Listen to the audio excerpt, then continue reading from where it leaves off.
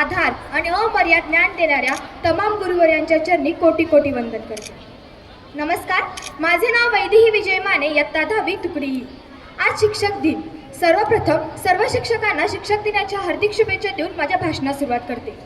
शिक्षक वही है जो जीना सिखा दे.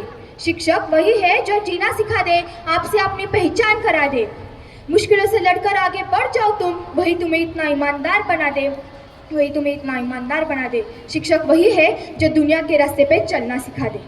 शिक्षक या 3 अक्षरी शब्दामध्ये एक महत्त्वपूर्ण अर्थ दडलेला आहे. क्षी म्हणजे शिस्तप्रिय, क्ष म्हणजे क्षमाशील आणि क म्हणजे कर्तव्यदक्ष.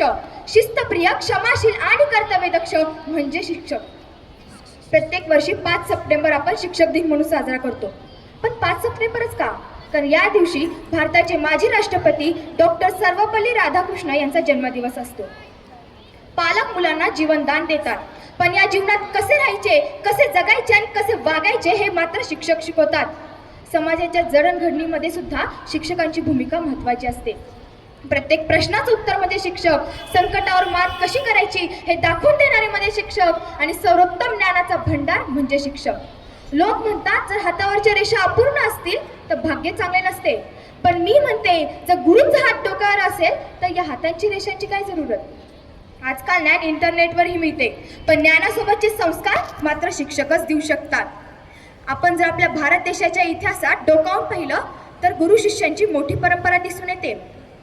चिखलातला जन्मही सुंदर सार्थकी लाभावा, निसर्गासारखा शिक्षक सर्वांनाच मिळावा. योग्य वाट दाखवून देणारा म्हणजे शिक्षक, संस्काराचे बाळकुडी पाजणारा म्हणजे शिक्षक, विद्यार्थी घडवणारी व्यक्ती म्हणजे शिक्षक आणि चुकल्यावर शिक्षा देणारे सुद्धा शिक्षक असतात. शिक्षक पुस्तकातले पाठ नाही तर आयुष्याचे धडे शिकवतात. शिक्षक आणि रस्ता एकसारखेच, स्वतः तिथेच असतात पण दुसऱ्यांना त्यांच्या ध्येयापर्यंत पोहोचवतात. म्हणजे शिक्षक ध्येयापर्यंत कसे पोहोचायचे हे सांगतात, पण ध्येयापर्यंत पोहोचतो ते आपणच ना. कोणतीही गोष्ट बाहेरच्या जगात घडण्याच्या अगोदर ती माणसाच्या मनात तयार होत असते. मला सांगा, चंद्रावर पहिल्यांदा माणूस कोण गेला? तर नील आर्मस्ट्रॉंग. पण माणूस चंद्रावर जाऊ शकतो हे पहिल्यांदा कोणत्या ना कोणत्या माणसाच्या मनात तयार झालेच असेल ना. का असे झाले? माणूस यानात बसला आणि फिरत फिरत डायरेक्ट चंद्रावर पोहोचला आणि म्हटला अरे आपण तर चंद्रावर आलो. तर असे झाले नाही. ही गोष्ट प्रत्यक्षात घडण्याच्या अगोदर ती माणसाच्या मनात तयार झाले. आपल्याला आपल्या ध्येयापर्यंत पोहोचायचे असेल, आपल्याला आपले स्वप्न गाठायचे असेल, लाईफमध्ये सक्सेसफुल बनायचं असेल, ध्येय प्रत्यक्षात उतरायचे असेल तर आधी मनात तयार करून घ्या. आणि हे मनात तयार करण्याचे बळ फक्त शिक्षक देऊ शकतात. शिक्षक विश्वास घ्यायला नाही तर टिकवायला शिकवतात, प्रेम मिळवायला नाही तर वाटायला शिकवतात आणि आधार घ्यायला नाही तर द्यायला शिकवतात. एखादा विद्यार्थी डॉक्टर, इंजिनियर, वकील, मोठे मोठे अधिकारी, मोठ्या मोठ्या पदावर जाऊ शकतो आणि त्याच्या यशामागे सुद्धा एक शिक्षकच असतो. शिक्षकांची शिकवण कधीही न विसरणे आणि त्यानुसार आपले वर्तन असावे. शिक्षक हे दीपस्तंभ आहेत जे स्वतः जळतात पण इतरांना प्रकाशमय करतात. शेवटी जाताना माझ्या वडिलांनी बनवली मी तुम्हाला कविता ऐकवते. शिक्षक हा कोण असतो? शिक्षक हा कोण असतो?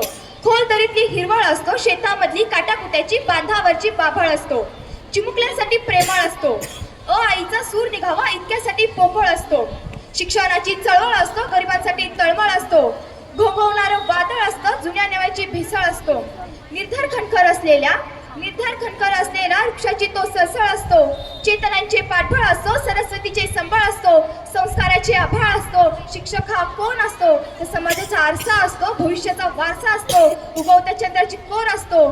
शिक्षक हा थोर असतो. शिक्षक हा थोर असतो. धन्यवाद.